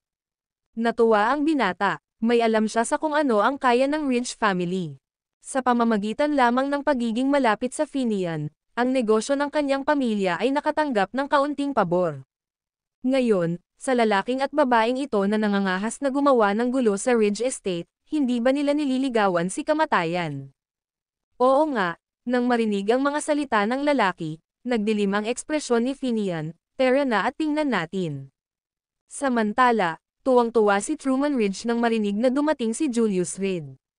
Butler, pumunta at tingnan kung si Finian ay nasa paligid, hayaan siyang magsaya sa kanila para sa akin pansamantala. Naghahanda ako ng regalo para sa iyong master na magiging handa sa lalong madaling panahon. Inutusan niya ang kalapit na butler. Matagal nang hinihintay ng Truman Ridge ang araw na ito. Ngayon, lalo siyang napuno ng mga personal na motibo. Naghanda siya ng isang napakabihirang regalo sa malaking halaga, para lang bigyan ng pagkakataon si Finian na makilala. Kung mayroon silang proteksyon ng Young Master ng 10,000 Mountain Alliance, magiging maayos at secure ang buhay ni Finian. Naiintindihan ko, hahanapin ko kaagad si Young Master. Tumango ang mayordomo at naglakad palabas ng basement. Young Master, nandyan ka ba? Nilabas niya ang phone niya at tinawagan si Finian. Kakabalik lang. May dumating bang isang lalaki at isang babae sa aming lugar? Boses ni Finian ang nanggaling sa telepono. Exactly. Hiniling sa iyo ni Lord Ridge na ay entertain mo muna sila, mamaya na lang siya. Magtiwala ka. Tiyak na aalagaan ko sila. Nang marinig ang tugon ni Finian, halatang nagulat ang mayordoma. Hindi kaya alam na ng Young Master na dumating na ang Young Master. Noong nakaraan, madalas na nag-aatubili ang Finian na gawin ang mga naturang tungkulin sa paghohost. Ngunit ngayon, hindi inaasahang sinabi ng Young Master na aalagaan niya sila. Gayunpaman, isang magandang bagay na makilala sa harap ng Young Master of 10,000 Mountain Alliance ay isang pangarap na hindi makakamit ng marami sa kanilang buhay. Matapos matanggap ang mensahe mula sa mga gwardya, agad na sumugod ang mayordoma kasama ang mga tao. Nang makitang si Julius Reed iyon, hindi umimik ang mayordoma at lumuhad sa lupa. Pagkatapos, dinala niya sina Julius Reed at Cosmo sa treasure room ng Ridge family at pumunta para ipaalam sa Truman Ridge. Ang hindi niya inaasahan, gayunpaman, ay ang ideya ni Finian Ridge ng isang mabait na pagtanggap ay puno ng puot. Hiniling sa akin ng matandang lalaki na ay host sila, ngayon, malalaman ninyong lahat kung gaano ako, Truman Ridge, ay maaaring maging kakilakilabot. Sa malamig na ngiti, si Finian Ridge, kasama ang mga kabataan, ay nagmamadaling pumunta sa pangunahing bulwagan ng Ridge family. Si Julius Reed at Cosmo ay nakatayo sa loob ng silid ng sandaling iyon. Tinitingnan ang bawat painting sa dingding. Ang lahat ng mga ito ay orihinal, at sila ay sumasaklaw sa iba't ibang edad, ang ilan ay libu-libong taon ang pagitan. Ngunit mayroong isang tampok na karaniwan sa lahat ng mga kwadro na gawa, sa loob ng mga ito ay isang malabong figure ng isang dumaraan. Kahit aling kamay ng Panginoon ang nagpinta sa kanila, sa kabila ng magkakaibang estilo, ang hindi kapansin-pansing figurang ito ay eksaktong magkapareho sa bawat isa. Dahil dito, hindi napigilan ni Julius Reed na mapabuntong hininga, ang bilis ng panahon. Oh, nagkataon lang, dito tayo nagkita. Sa sandaling iyon, pumasok ang Finian Ridge at ang isang pulutong ng mga tao na may napakalaking kilig. Nang makita si Julius Reed, ang ekspresyon ng binata sa likuran niya ay agad na naging malungkot. Nagkataon lang talaga, si Julius Reed, nang makita ang Finian Ridge, ay nagpakita rin ng pahiwatig ng pagkagulat. Ikaw ay, ang pangalan ko ay Finian Ridge, ang nag-iisang apo ng matandang lalaki. Umupo si Finian Ridge. Itinali ang isang paa sa kabila, ngayon, ako ang may pananagutan sa paghohost sa iyo. Ikaw, si Julius Reed, nakangiti, ay umiling, natatakot akong hindi. Kung si Truman Ridge ay nangahas na magkaroon ng isang junior host sa kanya, tiyak na wala siya sa kanyang isip. Maaaring hindi alam ng iba ang kanyang mga kakayahan, ngunit tiyak na alam ng Ridge family. Kaya naman, sa mga salitang, The Traveler of the Snowy Night, nang ahas si Truman Ridge na magtapon ng daan-daang bilyon dito. Nararapat man o hindi, Ang young master na ito ang magpasya, sabi ni Finian Ridge na nakangisi, na itinuro ang teapot. Una, ihain mo ang iyong young master ng isang kaldero ng tsaa. Ito ay isang panuntunan, sino mang pumunta sa tahanan ng Ridge family ay sinasadyang maghain ng Finian Ridge ng isang tasa ng tsaa bilang tanda ng paggalang. Brother Samuel, bakit hindi ka ipaghain ng babaeng iyon ng tsaa? Tanong ng nasugatan na kabataan, tinitingnan ang sitwasyon at nagsalita. Mabuti, ngumisi si Finian Ridge, na parang nagmumungkahi na nakatingin kay Cosmo. Ikaw, lumapit ka at lagyan mo ng tsaa ang iyong young master. Gustong pawiin ng Finian Ridge ang kanyang pagmamataas pagkatapos niyang maging masyadong mapangahas kanina. Ibubuhos ko para sa iyo, ngunit naglakas loob ka bang uminom? Tinuwanan nito ni Cosmo, nagbuhos ng tsaa para sa Empress, dapat siya ay may sakit sa buhay. Tumingin siya kay Julius Reed, hinahanap ang opinyon ng kanyang amo. Kung ano man ang nagpapasaya sa iyo. Iniwan ito ni Julius Reed. Ang Ridge family ay walang gaano, isang aral talaga ang nararapat. Bagamat si Cosmo ay maaaring maging mapagmataas, tiyak na hindi siya papatay ng sino man dito, hanggat hindi namatay si Finian Ridge, anong masama kung siya ay baldado. Okay, matapos matanggap ang pahintulot ng kanyang amo, masayang kinuha ni Cosmo ang umuusok na mainit na tsaa, dahan-daang ibinuhos sa tasa. Sabihin, hindi masama. Hindi napigilan ni Finian Ridge na matukso habang pinapanood si Cosmo na nagbuhos ng tsaa. Gusto mo bang maging babae ako? Bulalas niya, lubos na binaliwala ang damdamin ni Julius Reed, sinusubukang nakawin ang kanyang kasama. Kung tutuusin, sa mga sinabi noon ni Cosmo, inakala niyang mag-asawa ang dalawa. Gusto ko, pero, itinaas ni Cosmo ang tasa, palihim na sumulyap kay Julius Reed. Haha, panigurado. Kapag nagustuhan na ng young master, walang makikialam. Proclaim Finian Ridge na may kaway ng kamay, todo ngiti. Ano ang mas nakakainsulto kaysa sa pagkuha ng babae ng ibang lalaki? Whoosh! Inihagis ni Cosmo ang isang tasa ng nakakapaso na mainit na tsaa sa mukha ni Finian Ridge. Gusto kong makita kung ang makapal mong balat ay natatakot na masunog. Ang video na ito ay edited by Urban Storytelling. Kabanata 112, ang pamilya ng Crazy Ridge sa Lungguhit Isa. Hindi handa, ang Finian Ridge ay sumigaw ng malungkot, hinawakan ang kanyang napaso na mukha gamit ang kanyang mga kamay sa matinding paghihirap. Matagal nang bamuka ang mga kalapit na binata sa gulat. Hindi alam ang gagawin. Ito ay Finian Ridge, ang nag-iisang apo ng Ridge family. At nangyari ito sa loob mismo ng tahanan ng Ridge family. Si Cosmo talaga ang nagwisik ng mainit na tsaa sa mukha ni Finian, hindi ba death wish ito? Ang mga kabataang lalaki ay hindi kilala ng Finian sa loob ng 1 o 2 araw at alam nila ang tungkol sa lakas ng Ridge family. Lahat sila ay mayayamang anak mula sa Five River Province, na may 10-10 bilyong ari-arian sa kanilang mga pamilya, ngunit kumpara sa Ridge family, wala silang halaga. Kunin mo siya, patayin mo, nakapikit. Umupo si Finian sa upuan, patuloy na umiiyak. Ang tsaa ay nakakapaso, at ang kanyang mukha ay nasa matinding sakit. Ngunit sino ang nangahas na gumawa ng kahit kalahating hakbang pasulong? Hindi ba't ilan sa mga eksperto ng Ridge family sa pinto ang parehong ibinaba ng isang tao?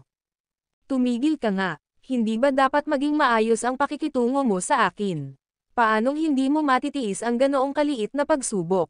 Nang makitang nasasaktan si Finian, napangiti si Cosmo kaya hindi niya maisara ang kanyang bibig. Perpektong akma sa imahe ng isang babaeng demonyo. Dahan-dahan niyang itinaas ang teapot, dahan-daang isinabot ito sa ulo ni Finian. Young master, kailangan mo ba itong maid para pagsilbihan ka? Ang mapang-akit na tinig na ito, sa pandinig ng mga binata, ay parang death knell mula sa impyerno. Splash! Kasunod ng kanyang mga salita, ang kumukulong tsaa ay ganap na ibinuhos sa ibabaw ng ulo ni Finian. Nanginginig ang buong katawan ni Finian, namimilipit sa sahig sa sakit. Ang kumukulong tubig ay sobrang init, na nagtanggal ng isang layer ng kanyang balat. Paanong si Finian, na naging spoiled mula pagkabata, ay nakatiis ng gayong pagpapahirap. Ang kanyang maislan at malambot na laman ay napunit at napunit na. Ano naman sa inyo? Nang matapos ang kanyang mga kilos ay tila hindi pa nasisiyahan si Cosmo at ibinaling ang tingin sa iba pang binata. Ate, nagkamali ako. Ang bogbog na binata ay matigas na lumuhad kaagad sa lupa, walang tigil na ibinagsak ang ulo sa sahig sa harap ni Cosmo. At sa bawat katok ay malakas ang puwersang nakakakuha ng dugo mula sa kanyang nabandol na ulo. Sa halip na tiisin ang gayong pagdurusa, mas pinili niyang dumanas ng mababaw na pinsala. Nang makitang lumuhad ang binatang ito, sumunod din ang iba at lumuhad din, mabilis na sunod-sunod na kinatok ang kanilang mga ulo. Ang taong ito ay hindi mahahawakan para sa kanila, tulad ng isang buhay na ninuno. Isang kaisipan ang sabay na bumangon sa puso ng mga binata. Ang puso ng isang babae ay ang pinaka-nakakalason. Mula pa noong unang panahon, ang mga kagandahan ay naging sanhi ng maraming kalamidad. Sa engranding bulwagan ng pamilya Ridge, tanging ang masasakit na pag-iyak ng Finian Ridge ang natitira, kasama ang napakagulong tunog ng pagluhod at pagkatok ng ulo. Ang mga nakaluhod na binata na iyon ay tila natatakot na kumatok ng napakabagal, bawat isa ay nag-aagawan na maging pinakamabilis.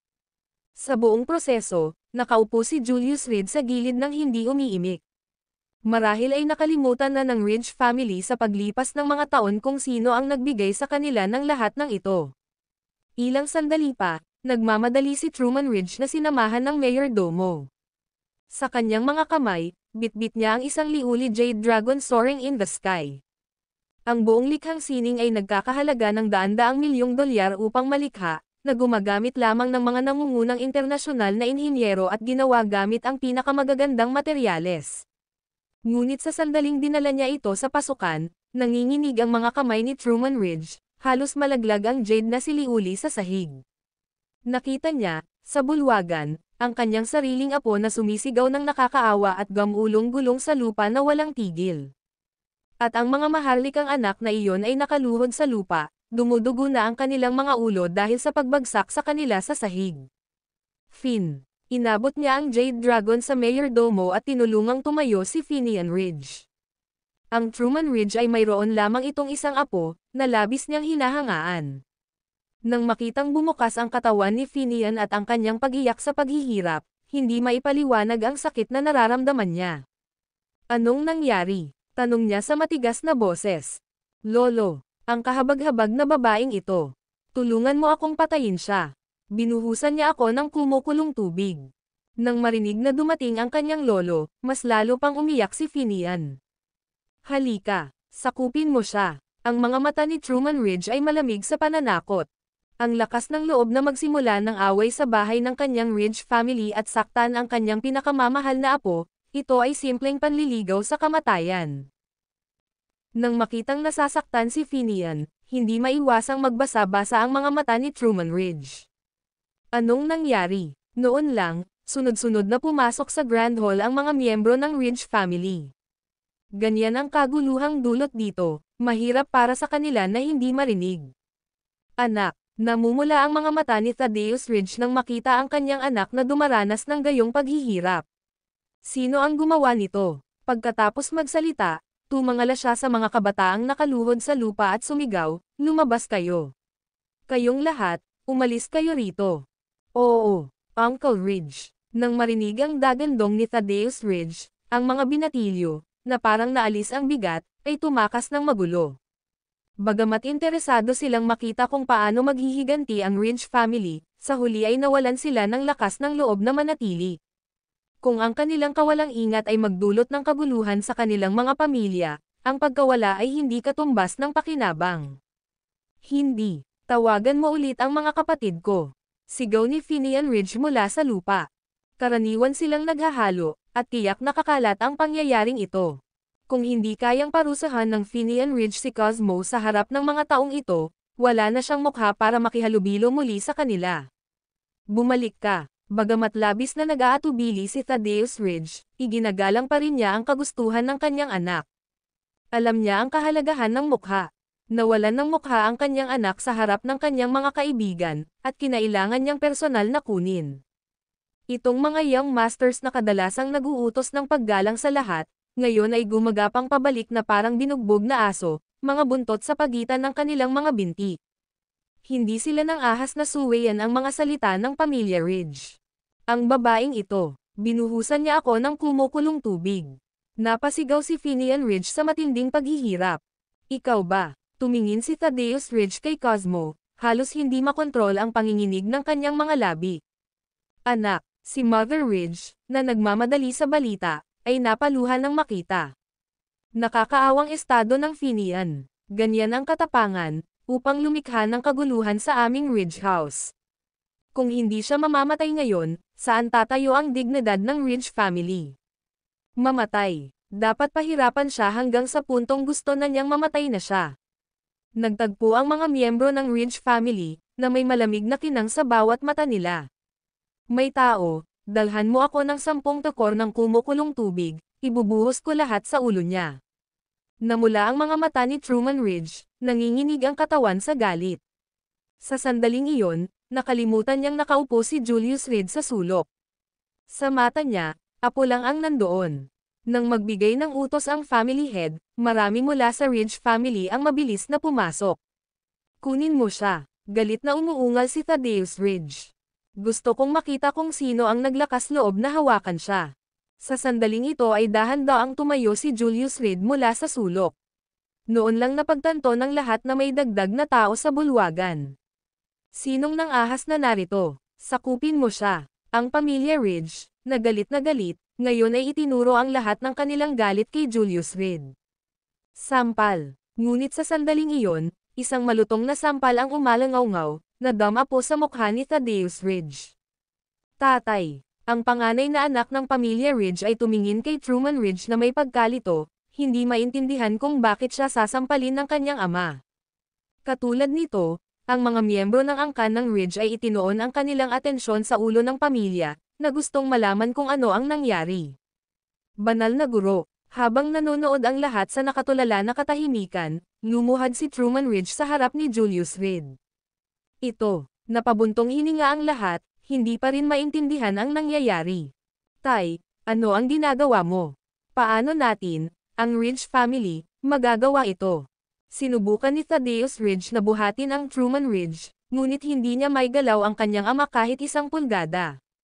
Bata pa siya, itinaas ni Truman Ridge ang kanyang ulo, namumula ang kanyang mga mata habang nakatingin kay Julius Reed.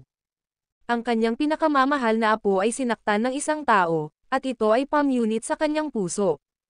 Ngunit ang umatake ay walang iba kundi ang hindi mahipo na Holy Master ng 10,000 Mountain Alliance. Ang pamilya Ridge, nakalimutan. Sinulyapan siya ni Julius Reed at walang pakialam na nagsalita. Ang video na ito ay edited by Urban Storytelling. Kabanata 113, ang pag-usbong ng Cosmo isa. Ilang daang taon na ang nakalipas. Kung hindi dahil sa sarili niyang tulong, hindi magkakaroon ng kaluwalhatian ang Ridge family ngayon. Kaya niyang ibigay sa Ridge family ang lahat, at kaya rin niyang kunin ang lahat mula sa Ridge family. Ito ang tiwala ng Lord of the 10,000 Mountain Alliance. Ama, si Thaddeus Ridge ay sumigaw sa galit, hindi maintindihan kung bakit kailangang gawin ito ng kanyang ama. Sa Five River Province, halos may tago ng Ridge family ang langit gamit ang isang kamay. Gayunpaman, talagang lumuluhod si Truman Ridge sa isang kabataan. Hindi lang siya, kasama ang lahat ng mga kabataan at miyembro ng Ridge family, lahat ay nagmumukha ng kalituhan. Ano ang charade na ito? Young Master, sigaw ni Truman Ridge, ang kanyang puso ay puno ng walang hanggan na kalungkutan. Cosmo, baliin ang isang paa ni Finian Ridge. Nang makita ang mga ekspresyon ng Ridge family, umupo si Julius Reed sa isang upuan at malamig na sinabi. Sige, walang pag-aalinlangan, naglakad si Cosmo patungo sa Finian Ridge, na nakahiga sa lupa. Anong ginagawa mo? Humakbang si Thaddeus Ridge sa harap ni Cosmo, tila nag-aapoy ang kanyang mga mata. Ang kanyang sariling anak ay nasunog ng ganito, at ngayon ay gusto na rin nilang baliin ang isang paa nito. Walang respeto sa iba. Ito ang Ridge family. Sila ay inalagaan sa karangyan mula sa isang murang edad, isinasaalang-alang ang lahat ng nasa ilalim nila. At ngayon, kinailangan nilang tiisin ang gayong pambihirang kahihiyan. Ikanaway ni Thaddeus Ridge ang kanyang kamay, at isang grupo ng mga lalaki ang sumugod sa kanyang likuran. Ang mga lalaking ito ay naglalabas ng hangarin na pumatay, maliwanag na ang mga nakipaglaban sa kanilang paraan sa gilid ng talam. Ngayon, pinakawalan mo ang pagpatay, ako ang magdadala ng kahihinatnan. Umupo si Julius Reed sa kanyang upuan, dahan-dahang itinaas ang isang tasa ng tsaa. Si Truman Ridge ay nanatiling nakaluhod sa lupa, hindi nagsasalita ng kahit isang salita, hinahayaan si Thaddeus Ridge na magdulot ng kaguluhan.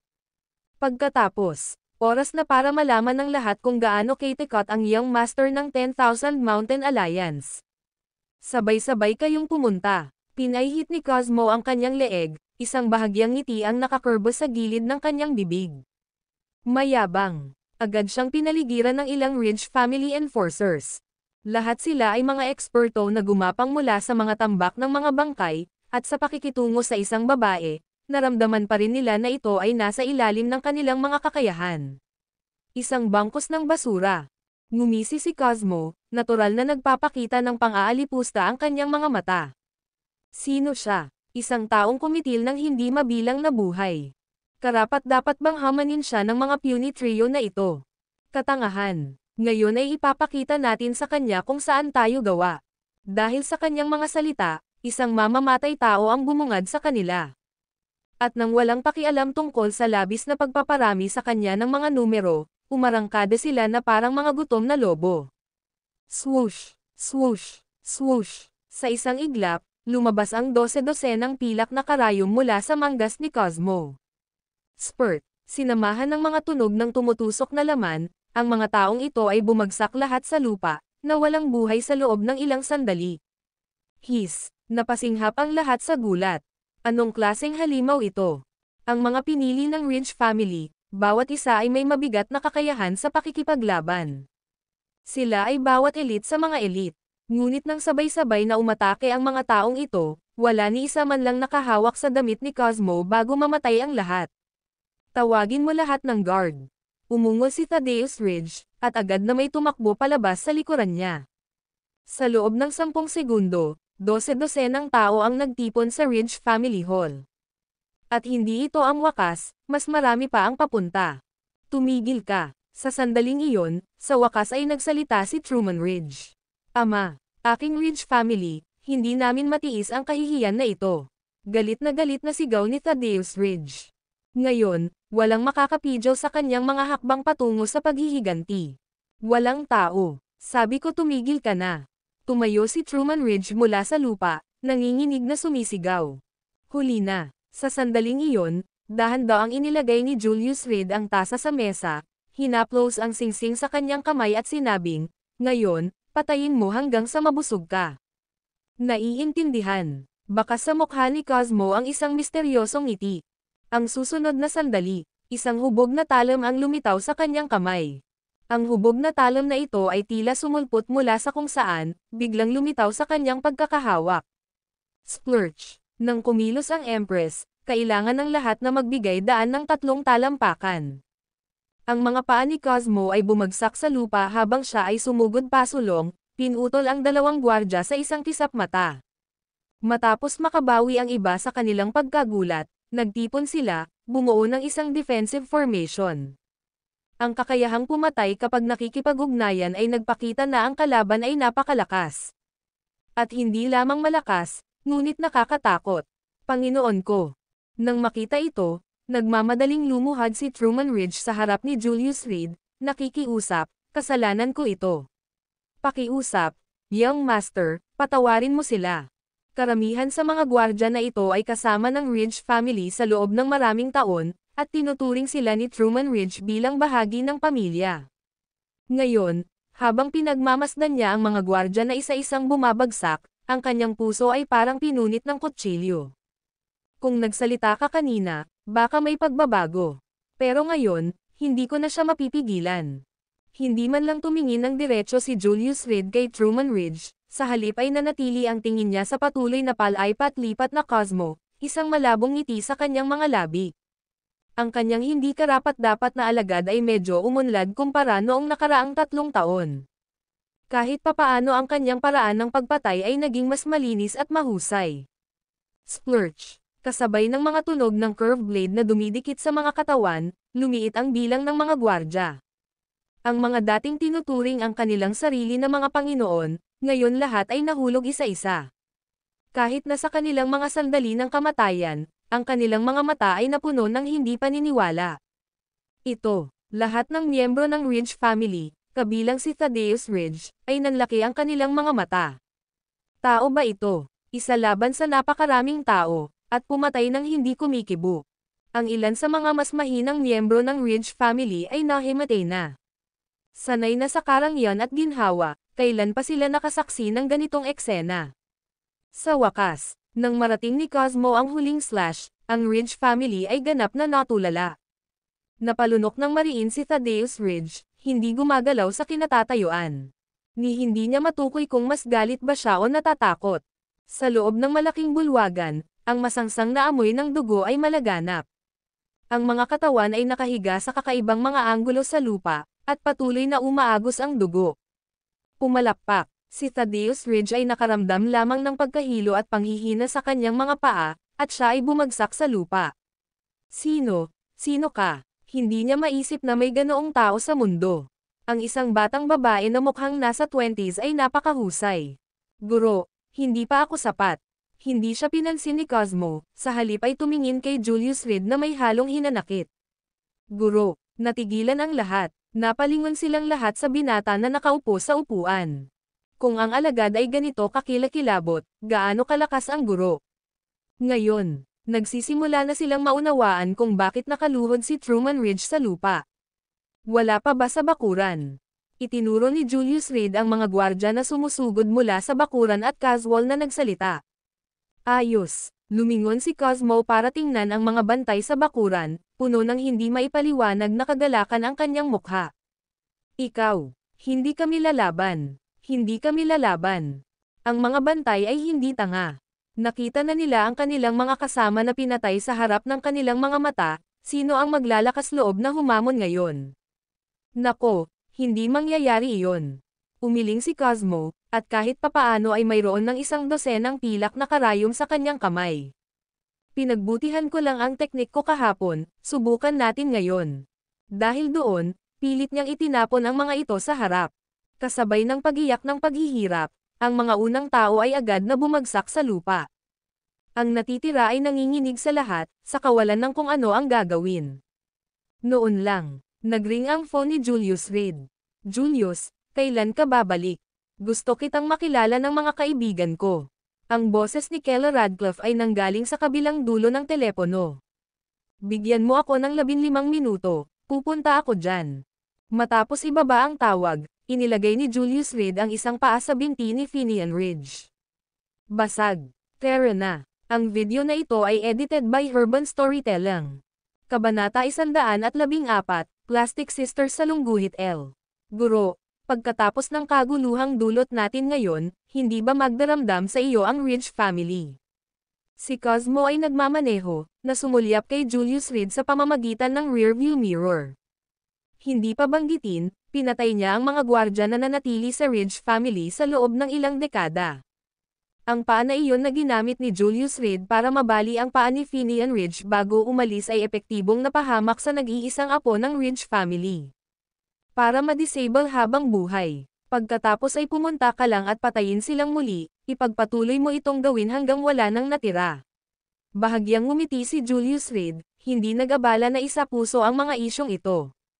Ang kaligtasan o pagkamatay ng Ridge family ay nasa isang solong pag-iisip niya. Ibagsak ang isang Ridge family, at agad na lalabas ang isa pa. Ang lawak ng kapangyarihan ng 10,000 Mountain Alliance, maraming tao ang hindi man lang alam ang dulo ng iceberg. Nang makitang walang pakialam ang kanyang amo, malakas na inapakan ni Cosmo ang gas at bumilis. Patungo sa Gonzales City. Ngayon ay Sabado, at si Keller Radcliffe ay dapat na pumunta sa Radcliffe Group para sa trabaho.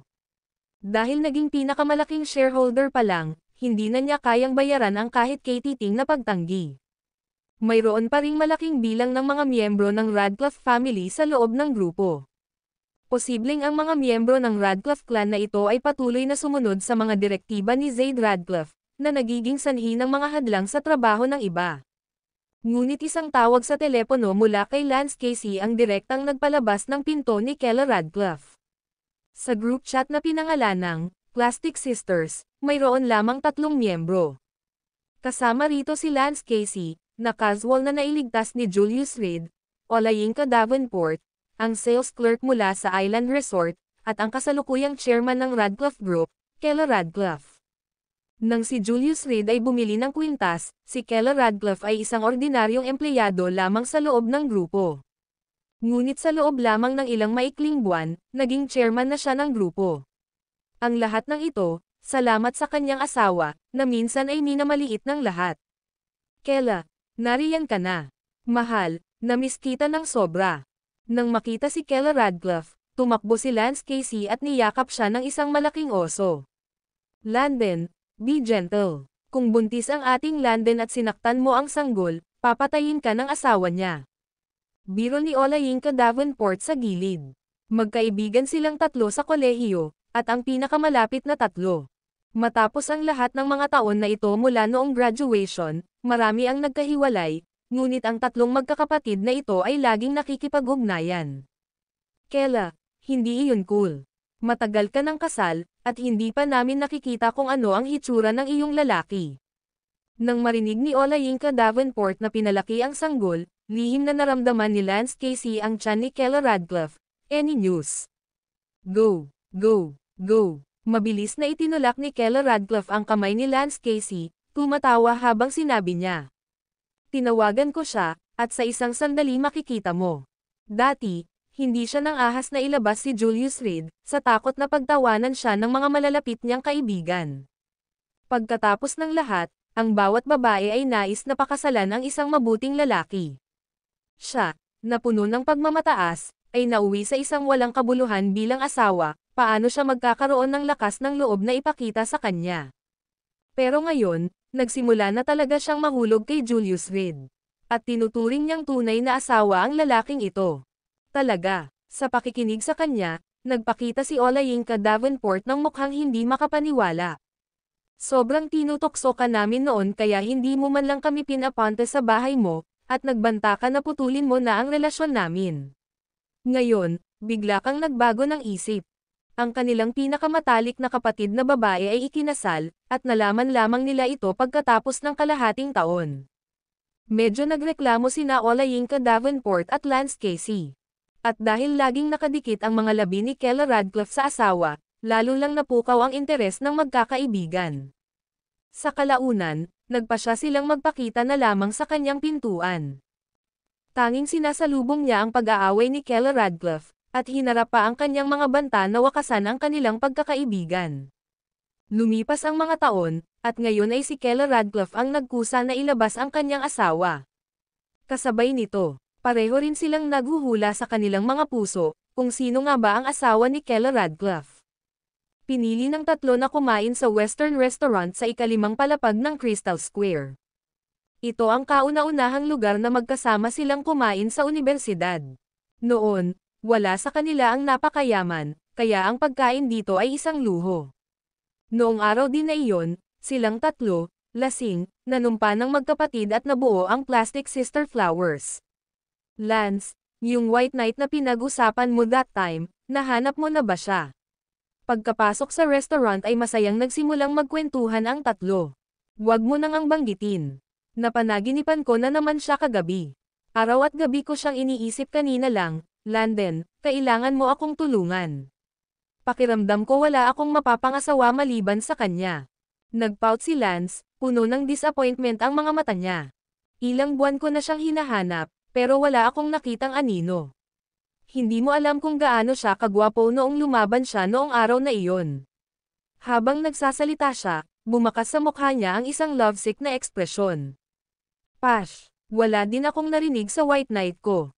Pero sabihin ko sa'yo, at least may contact information ako. Misteryosong sabi ni Olayinka sa gilid. Noong araw na iyon, iniwan ni Julius ang kanyang contact information pagkatapos bilhin ang kwintas. Ngunit una, may mga patakaran ang kumpanya, at pangalawa, naramdaman niyang napakalaki ng agwat sa pagitan nila. Ang ibig mong sabihin ay ang misteryosong lalaking bumili ng Dawnlight. Sabik na tanong ni Lance. Madalas silang tatlo na nag-uusap sa kanilang grupo, at ang paksang ito ay nangingibabaw sa kanilang mga pag-uusap sa loob ng kalahating buwan. Oo, yung gwapong lalaki. Isang kislap ng kalungkutan ang sumilay sa mga mata ni Olayinka, ngunit siya ay masyadong namumukod-tangi, at walang Cinderella sa katotohanan. Ang mga prinsipe ay kinuha ng mga prinsesa, at kapag ito na ang ating pagkakataon, magpapasya na lang tayo sa isang disente at magpapakasal.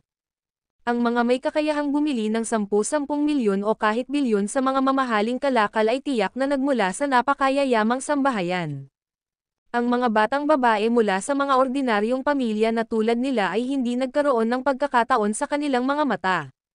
Habulin mo siya. Paano mo malalaman na hindi mangyayari kung hindi mo hahabulin? Lance goaded from the side, send him a WeChat message to ask about it. What if he broke up with his girlfriend? Or if his girlfriend caught a terminal illness, or, anyway, chance mo na.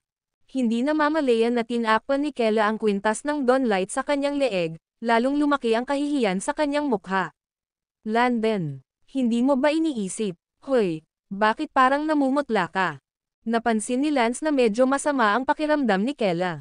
Wala lang, mainit lang. Sino ang komportableng masumpa ng ganoon? Gusto ni Kela na sakalin niya si Lance on the spot. Ngunit kailangan pa rin niyang magpanggap na wala siyang alam. Hindi niya namamalayan na ginulo niya ang kanyang buhok, hindi sinasadyang inilantad ang kwintas sa kanyang leeg. Si Lance, sa kanyang matatalas na mata at mabilis na mga kamay, ay agad na hinawakan ang kwintas.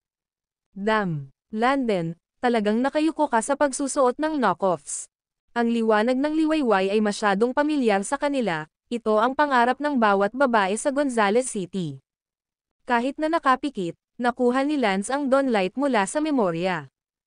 At si Olayinka, siya ang personal na nagbenta ng Dawnlight. Landon, hindi ito katulad mo. Naaalala ko na pinakaayaw mo sa Vanity, kaya bakit naka-knockoff ka ngayon?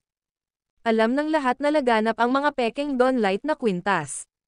Maaaring hindi big deal para sa iba na magsuot ng mga ito, ngunit ito ay ganap na wala sa karakter para kay Kela. Naisip ko na, Landon, sabihin mo sa akin, saan nanggaling ang kwintas na ito? Naningkit ang mga mata ni Lance nang may ideyang pumasok sa kanyang isipan. Binigay sa akin ng asawa ko. Napangiti si Kela, hindi alam kung paano magsisimula. Masasabi nga ba niya kina Olayinka at Lance na ang asawa niya ang lalaking pinapangarap nila? Pero ngayon, nasabi na lang niya ang totoo. Damn, napaka-scumbag. To think na bibigyan niya ng peke ang kapatid ko. Sumabog si Lance sa isang sumpa, na ikinulong ang kanyang manggas, maghintay hanggang sa siya ay dumating, bibigyan ko siya ng isang piraso ng aking isip. Ana, kailangan mong i-back up ako mamaya. Humph, nandito na ang tindera, tingnan natin kung paano niya ito matatanggihan. Sabay nating ilalantad ang totoong mukha ng hamak na ito. Si Ana ay nagngangalit din sa galit. Ang video na ito ay edited by Urban Storytelling. Kabanata 115, ang mga scumbag ay dapat mamatay isa. Actually, wala lang. Nang makitang matindi ang reaksyon ng dalawang tao, naramdaman na lang ni Kela Radcliffe ang sakit ng ulo. She really didn't know how to explain, and even if she did, walang maniniwala sa kanya, just like now. Kaya, maaari rin niyang hintayin si Julius Reed. No way, niloko ka talaga ng scumbag na ito ng peke. I can confirm, siguradong repeat offender siya. Pagbalik mo, dapat mong suriing mabuti ang lahat ng reg along ibinigay niya sa iyo, siyam sa bawat 10 ay malamang na peke. Galit na galit si Lance Casey, ang mga kamay sa kanyang balakang, habang namumula ang mukha, maswerte ka at nandito ako at si Ana, kung hindi, sino ang nakakaalam kung hanggang kailan ka malilinlang? Eksakto. Ang isang tao ay maaaring mahirap o walang kapangyarihan, ngunit hindi siya maaaring magsinungaling. Kapag nangyari ang isang panlilinlang na tulad nito, mangyayari ito ng hindi mabilang na beses. Huwag kang maglakas loob na pigilan kami mamaya, panoorin kung paano namin haharapin ni Ana ang hamak na ito. Tama, dapat mamatay ang mga hamak. Bahagyang sumangot si Lance Casey, galit na magsalita. Kayong dalawa. Ano naman tayong dalawa? Diretsyong pinutol ni Lance Casey ang mga salita ni Kella Radcliffe. Kung ipinakilala mo sana kami sa kanya ng mas maaga, baka na-expose na siya ng mga kapatid namin nang wala sa oras. Bakit maghintay ng 3 taon sa isang kasal upang malaman? Nawalan ka ng malaking oras. Hiwalayan mo na siya habang wala ka pang anak. Maaaring matapos ang kasal. Dapat mamatay ang mga hamak. Si Olayinka Davenport ay parehong nagalit. Maghintay at tingnan kung paano natin siya haharapin. Sige, walang magawa si Kella Radcliffe, nakaramdam ng matinding sakit ng ulo. Samantala, pinaandar na ni Cosmo ang kanyang Rolls-Royce sa Crystal Plaza. Dapat ba akong umakyat? Tumingin siya kay Julius Reed, puno ng pagmamakaawa ang mga mata. Hindi ba ikaw ang sinumpaang kapatid ko? Hindi tama na kumain ang kapatid mo kung wala ka. Nakangiting umiling si Julius Reed pagkababa ng sasakyan. Anyway, naipaliwanag na niya ang mga bagay-bagay sa side ni Kella. It was no big deal. Ang pagkakaroon ng Cosmo sa kanya ay nagdagdag ng karagdagang layer ng seguridad. Salamat, Master. Nang makatanggap ng pahintulot, natuwa si Cosmo bilang isang bata. Ngayon ay nakasuot siya ng ultra-short na palda na may sailor shirt sa itaas, nakakaakit. Habang nasa daan, hindi maiwasan ng bawat lalaki ang lumingon sa kanya. Kasabay nito, puno ng selos ang mga tingin na ibinigay nila kay Julius Reed. Master, maganda ba ako? Sinalubong ni Cosmo si Julius Reed na may nakakalokong ngiti. Siya ay 21 taong gulang lamang, sa kasaganaan ng kanyang buhay. Ngunit sinong mag-aakala na ang gayong nakakapukaw dugo na kagandahan ay talagang ang walang awa na empress ng underworld. Hindi pangit. Hindi malinaw na sagot ni Julius Reed. Malapit na. Dumating silang dalawa sa entrance ng restaurant. Maging ang staff ng restaurant ay hindi na napigilan na tumingin pa ng ilang beses. Naghahanap ng tao. Bati ni Julius Reed at naglakad papasok. Para naman kay Cosmo, sabik siyang pukawin ang kaldero at casual na nakipagkamay kay Julius. Tambo. Dahil tanghali na, siksikan ang restaurant. Pagpasok nila ay agad nilang iginuhit ang lahat ng nakakainggit na titig. Ang mga lalaki ay hindi napigil ang malunok, ang kanilang mga mata kay Julius Reed ay puno ng puot. Sa oras na iyon, si Lance Casey, na naiinip sa paghihintay, ay hindi alam kung saan siya nakakuha ng isang lollipop, na walang katapusang ibinulong niya sa kanyang bibig. Pop, biglang parang may nakita, naging bato ang buong katawan niya. Nalaglag ang lollipop sa kanyang bibig sa sahig, nagkapira-piraso.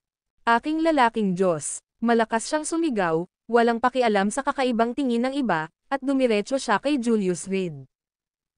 Hindi kailanman pinangarap ni Lance Casey na makatagpo niya ang lalaking pinapangarap at walang katapusang iniisip dito.